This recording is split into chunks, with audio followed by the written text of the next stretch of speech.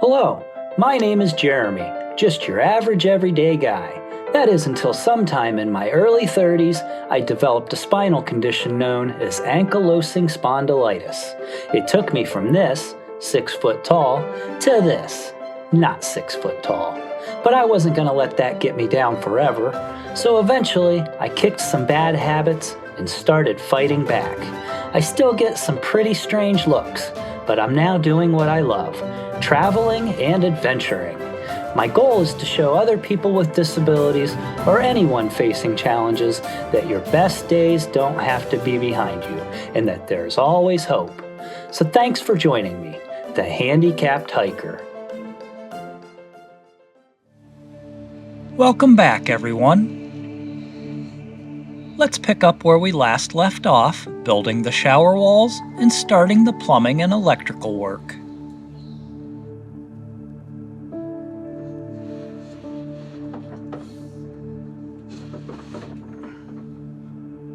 Now, I'm making adjustments to a cardboard template that I'll use to cut the shower walls out later. I wrapped tweed fabric over the front edge of the shower plumbing wall, and now I'm wrapping the removable access panels.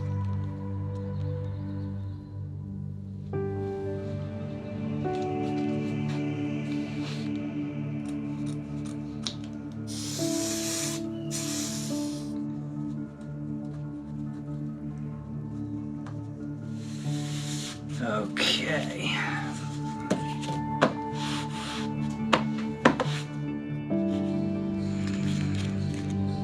Stuff should come with instructions for idiots like me.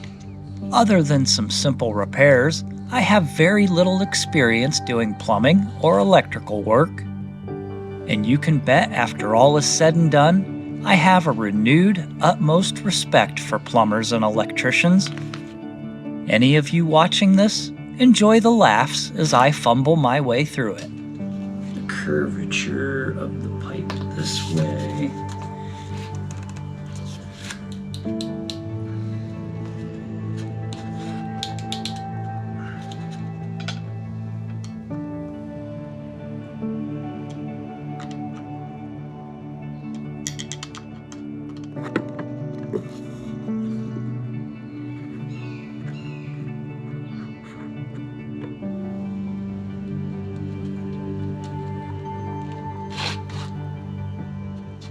If anybody ever tells you plumbing is easy, don't believe another word out of their lying mouth.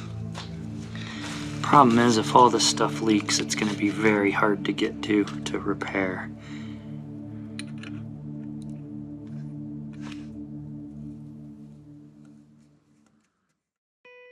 This may all seem a little confusing, but I'm basically assembling as much of the shower plumbing as I can inside of the wall before sliding the wall into place.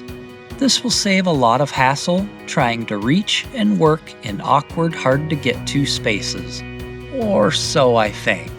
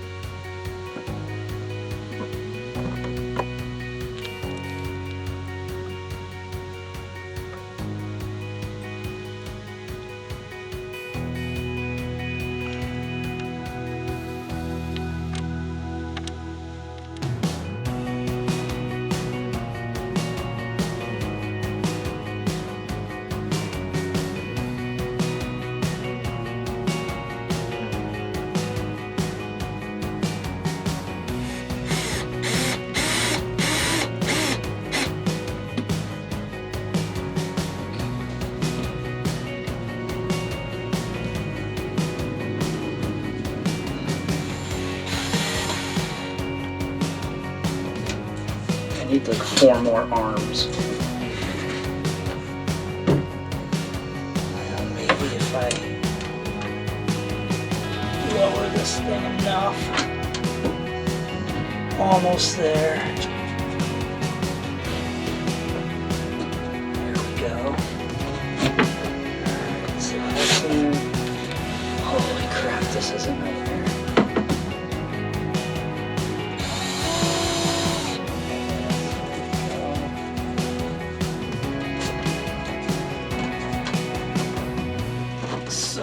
close to this fitting. There it is. There it is. Oh my goodness. That was a wrestling match. Now let's get it fastened in place. 28 days, including today. Lap sealant is a somewhat runny, self-leveling caulking made for RV roof repairs. I'm using it to cover my brackets and anywhere I put a screw through the roof. Up next, I need to build a tray to secure my battery bank and a wallboard to mount the rest of the electrical equipment.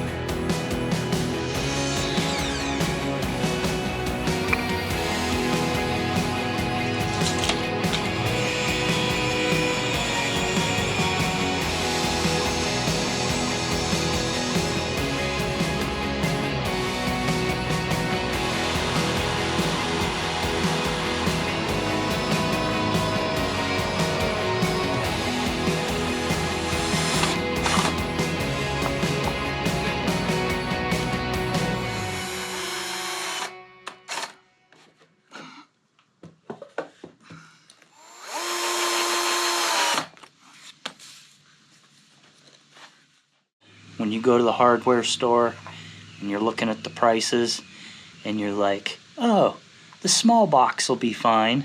No, buy the big box.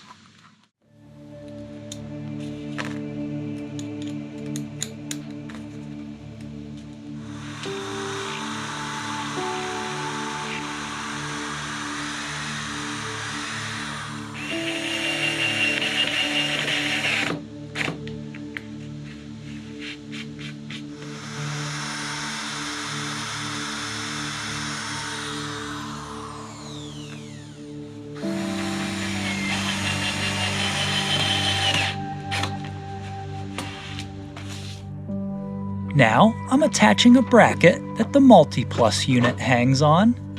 The Multi-Plus is like the brains of the system. It's a combination inverter battery charger that senses power coming in from multiple sources and manages how that power gets stored or distributed.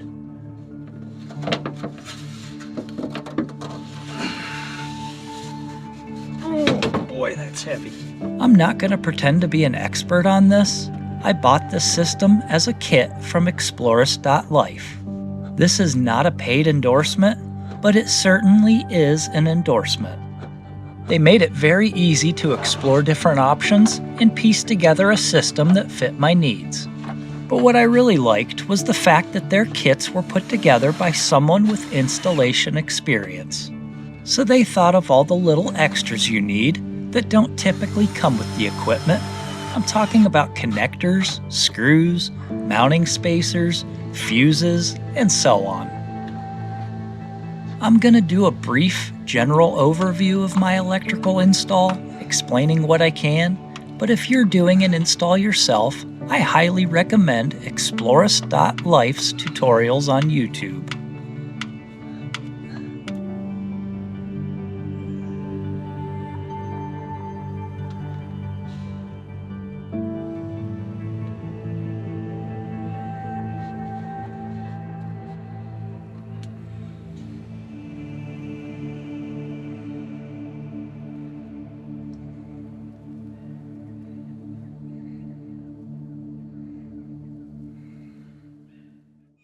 Most RVs have their shore power inlet on the driver's side of the vehicle, but all of my electrical equipment is on the passenger side, and I overcrowded the driver's side with my water tank and plumbing system. I'll have a 30-foot plug-in cable, so I don't have a problem with it being on this side.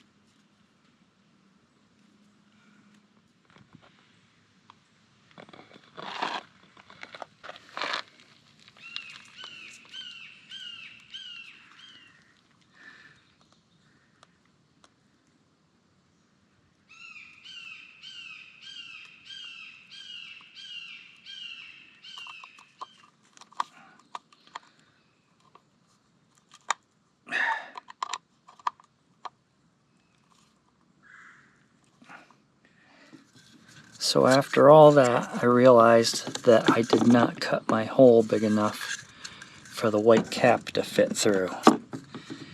And I don't want to cut the hole that big because that's almost wider than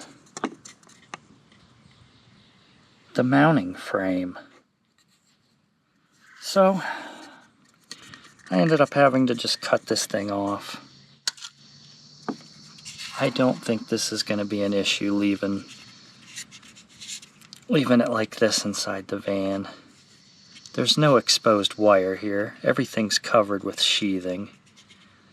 And this is going to be in between the two layers of sheet metal in the van. The inner frame will be up here somewhere. The outer sheet metal's here. So it's not like things are going to be hitting this and bumping into it.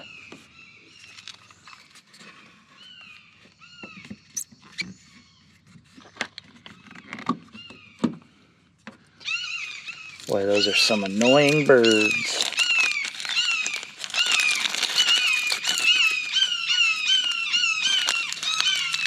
And inside, I am up under here is where I'm working. Luckily, I can reach around the door frame, or else I would have never got these things tightened. It's always fun trying to tighten bolts and nuts where you can't see them and you can barely reach them. Oh, you mechanics are laughing, I know.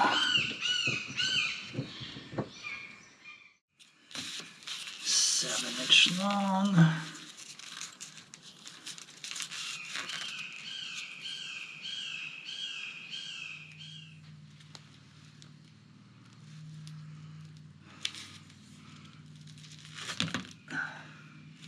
Now I need 7/8 stripped off of each end.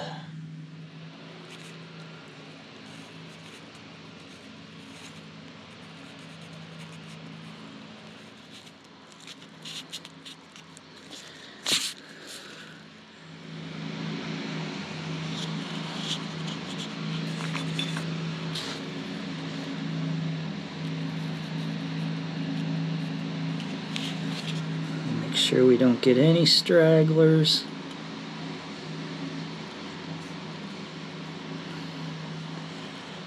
There we go. And then we want both of them to line up, so right like that.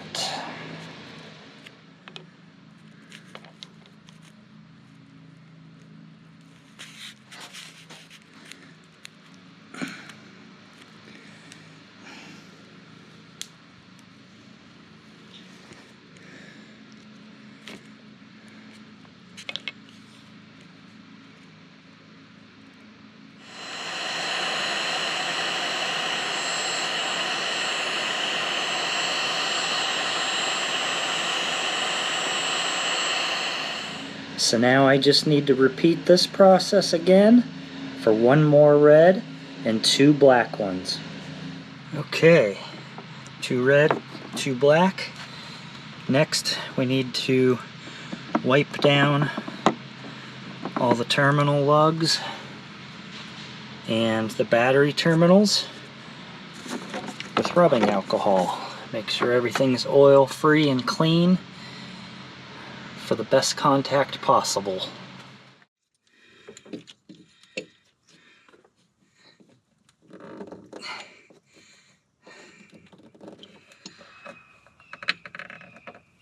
All right, I like it.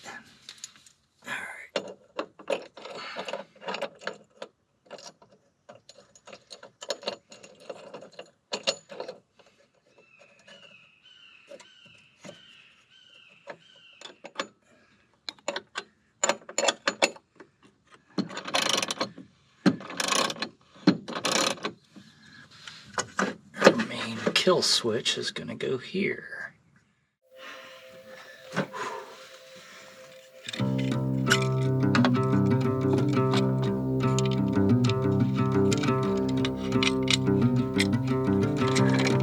Yeah,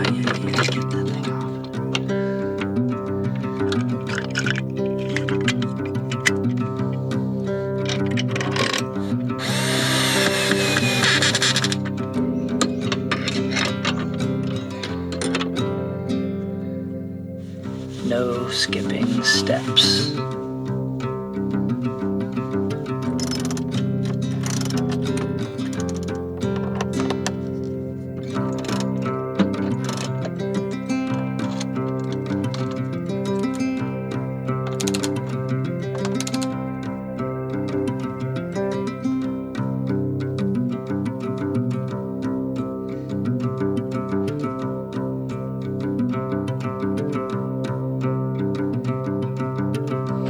Okay, folks, we are getting very close to having power.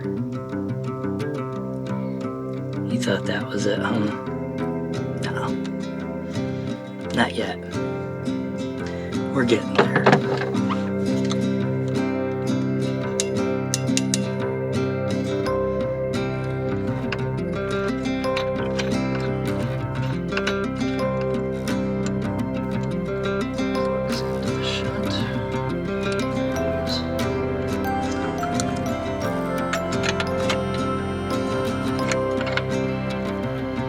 Cross your fingers that nothing blows up. We have got power. That, folks, is a good sign. We're getting power. Let's go ahead and turn this off. Alright. That makes me happy.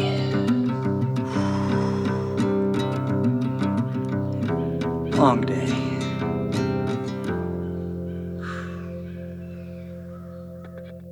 Alright, so the next step is to mount my chassis ground wire that mounts to the van frame somewhere. So I think I'm gonna do that back here.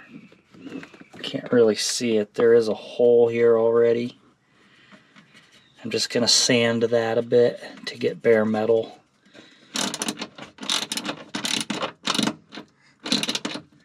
Whoever has to take this thing apart is gonna hate me though, because there's a couple of metric bolts mixed in here and there. It's probably gonna be me.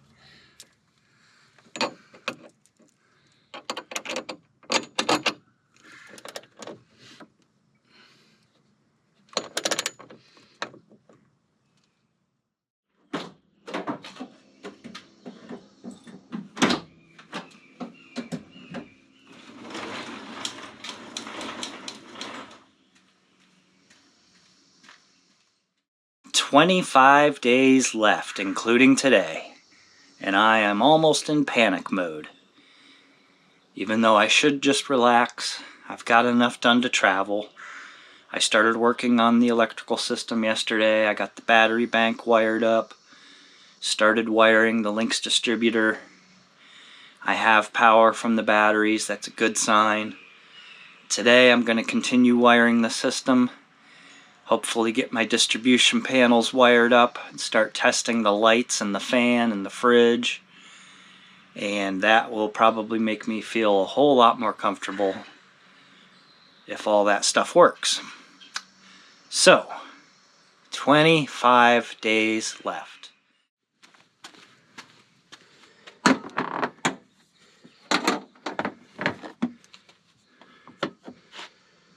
Positive, negative, ground. I'm really not looking forward to this. I have to take that multi-plus down off the wall again to pre-wire it and then hang it back up with 4/0 cable hanging out of the bottom. This is gonna be the hardest thing I do today. Alright. The sooner I get started, the sooner I'll get done. The faster I can stop whining. Okay, so with a moderate amount of mumbling under my breath, I got the Multi-Plus 2 back off the wall, and now I am stripping this 3-conductor wire to mount into my AC out. That's going to go to my AC distribution panel. And while I have it off, I'm going to go ahead and mount my 3 4/0 cables to the ground, positive and negative. And then I'm going to struggle mightily to put this thing back up on the wall.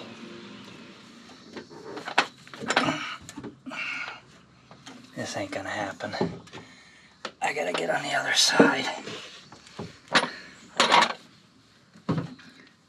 Stay.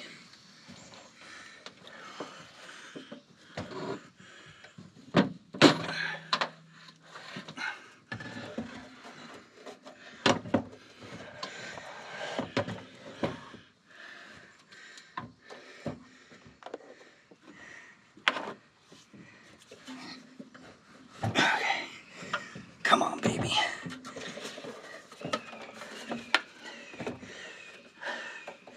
This is killing me. Absolutely killing me here, folks. And that's it. This thing will never move again.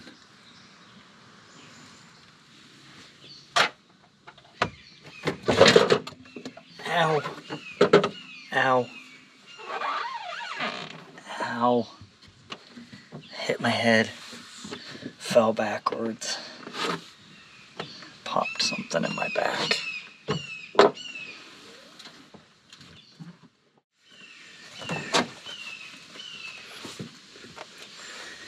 This van is trying to kill me.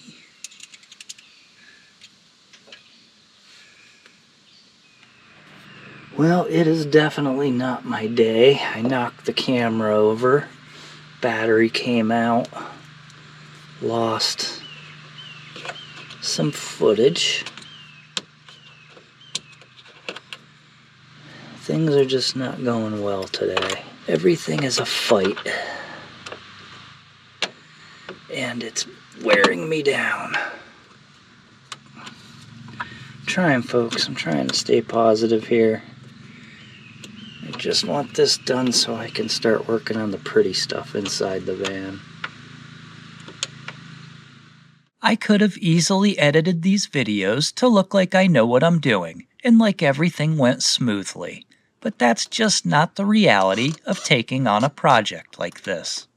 You're gonna make mistakes, you're gonna run into unexpected problems, and you might even hurt yourself a few times like I did. But much like life, especially living with a handicap, if you want something, you push through and either find a way or make a way.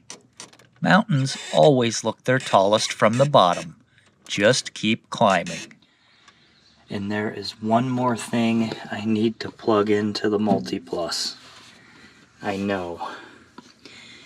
And I don't know how I'm going to get this in there, because I'm definitely not taking this off again. There's no way. But we need to take our cable from the shore power inlet, and this needs to connect into the AC current in on the Multi-Plus. I hope things start getting smoother after this. At least we're done working with the big 4/0 cable. That's done. So, okay, let's get this done and out of the way and get in a better mood and finish this thing up. The worst part is yet to come. Oh gosh. I'm gonna wipe everything down with rubbing alcohol. Sounds like my neighbors are rubbing everything down with drinking alcohol. That's okay. People do what they do. I'm not judging anybody. Ground wire first. This one is a 100 amp fuse. Right over that fuse, like so. So those are the wires that will now run. I will, of course, secure these better, but for now, they run over to the DC direct current distribution panel. Alright, so now I'm going to mount the on-off switch for the solar panel and get the MPPT solar charge controller all wired up, ready to go.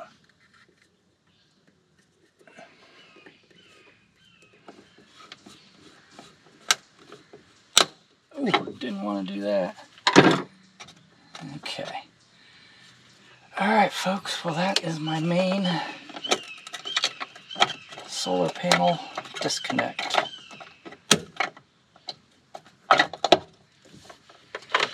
Now these wires just simply go up into here. And what I might do is a little loop-de-doo here. Yeah.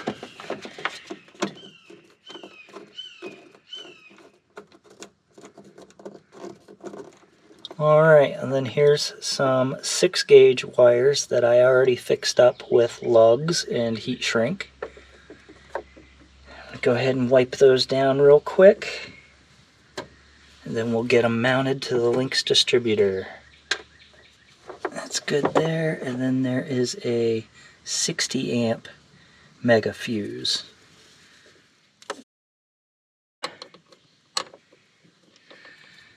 Is the mega fuse.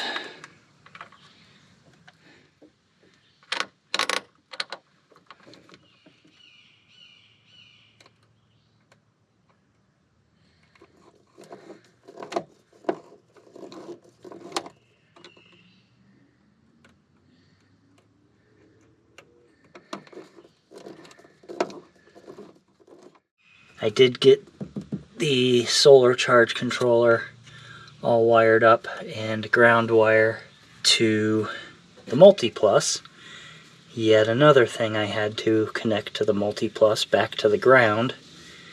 So now I am absolutely done attaching stuff to the Multi-Plus, except for the smart dongle, which is just a plug-in Ethernet cable. So let's get started on the Orion. We have the cables run from the front of the van that are going to be attached to the starter battery under the driver's seat. From the vehicle's battery into the fuse, then from the fuse to the input of the Orion, then from the output of the Orion into here. I got the entire electrical system hooked up. It took 2 full days of being out here, and by that I mean pretty much from 9-10 o'clock in the morning until 7-8 o'clock at night for 2 days in a row.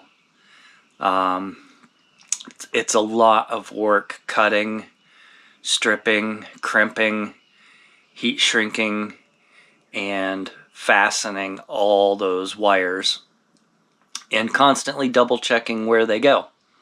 So that took a long time, but 2 days, it's done. I hope everything works. Things are coming along, but at this point we are at 24 days including today, and yes, that is frightening because I am not ready yet.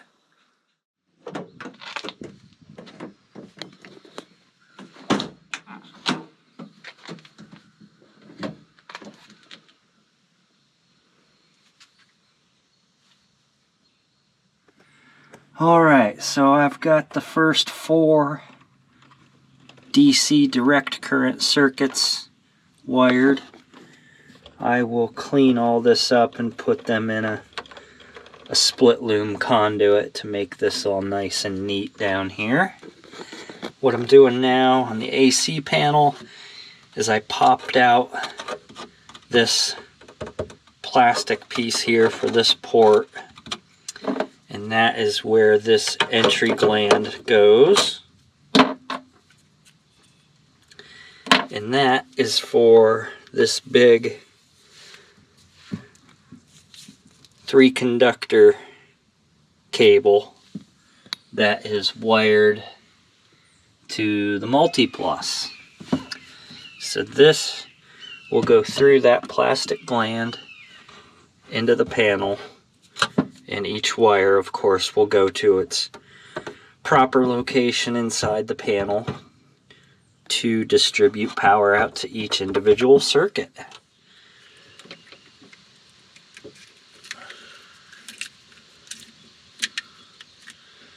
Alright, seems easy enough.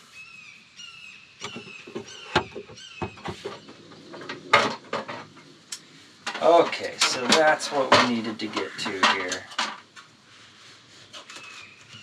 That's what we needed to get to.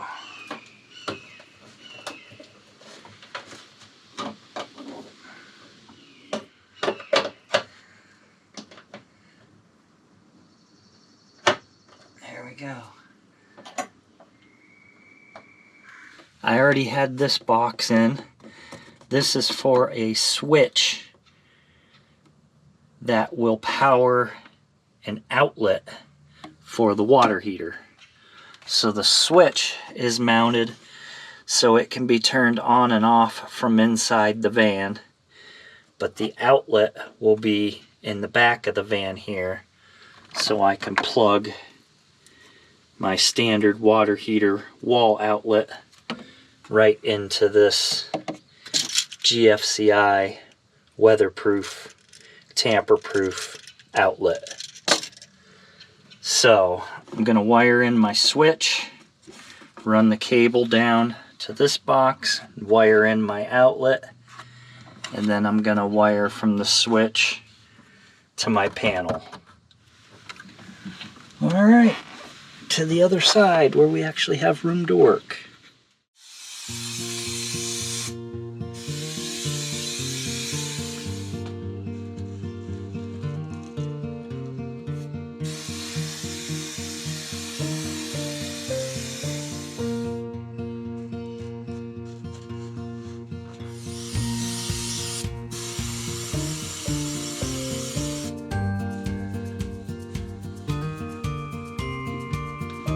Double insulated behind the shower, so nobody can hear me singing my stupid songs.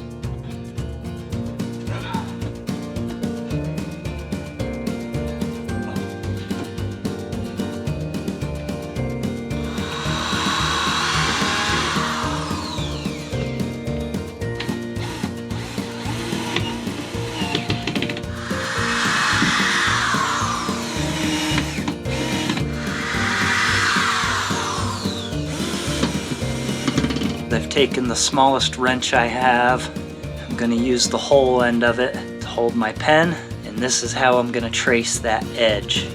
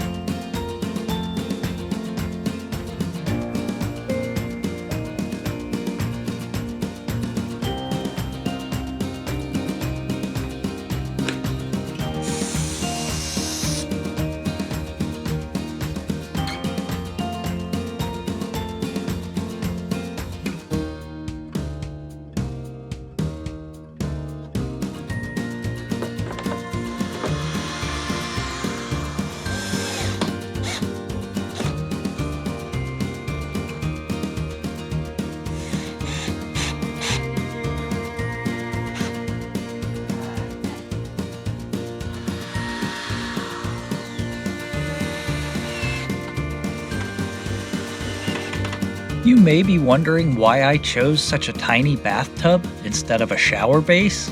And no, I'm not taking bubble baths in it. I just wanted the extra height to prevent water splashing out onto the floor, especially if I ever have to do dishes or laundry in it. And if you're wondering why I built my walls angled back to the top like this, I just wanted to keep the van open with as much shoulder space as possible. I'll have a shower curtain on a ceiling track that curves out when I need the shoulder space in the shower.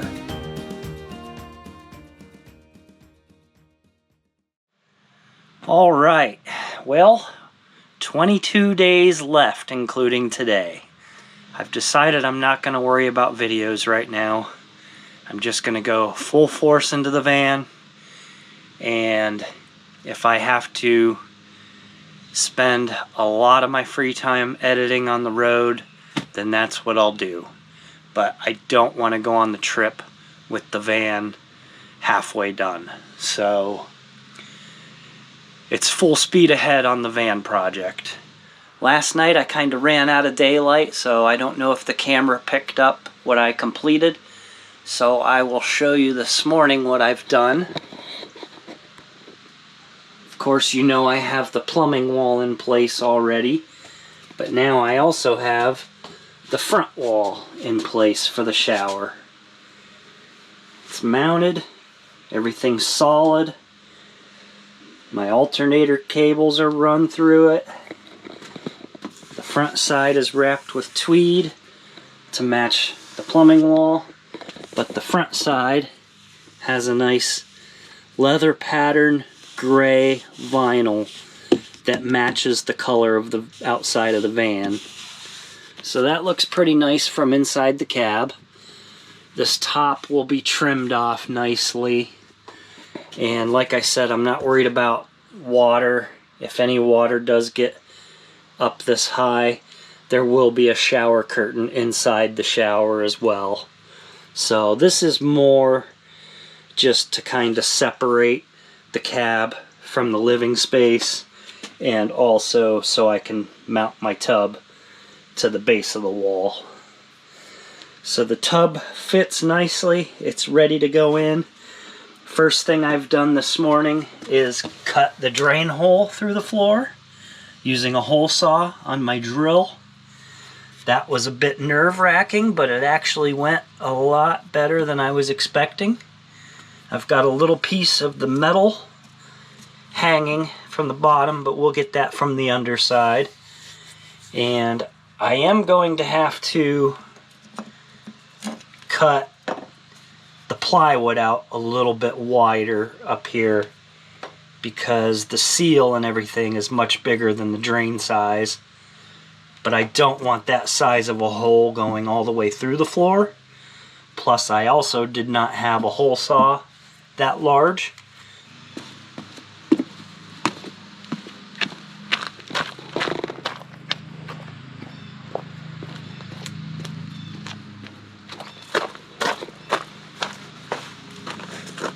Okay, phone down.